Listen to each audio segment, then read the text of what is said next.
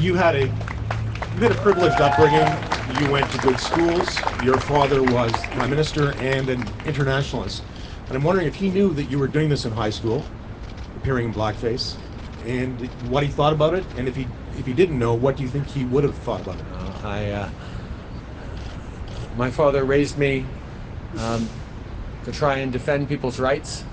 One of our family mottos has always been provide counterweights. It was the reason he gave for why he chose to go to Ottawa in 1965, when all the power tended to accrue towards Quebec City in the Quiet Revolution and Quebecers becoming strong and staying in Quebec. He said, no, we need to provide counterweights.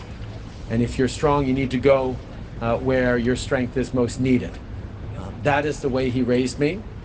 And I certainly have tried to use the privilege that you talk about, the opportunities that I've had in my life, to put them in service of people who didn't have the kinds of opportunities that I have. That's the kind of leader, the kind of Prime Minister I've tried to be, the kind of man I've tried to be, certainly the kind of parent I've tried to be.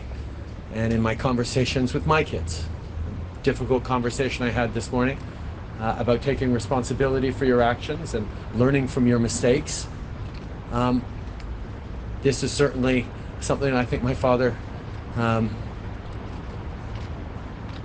wouldn't be pleased with how I behaved, but perhaps would feel that taking responsibility for things is important.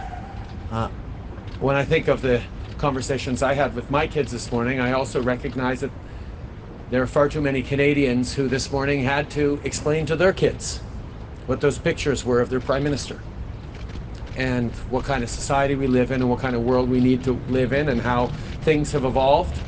But at the same time, I regret deeply parents who had to have difficult conversations with their kids that were uncomfortable and hurtful because of my actions.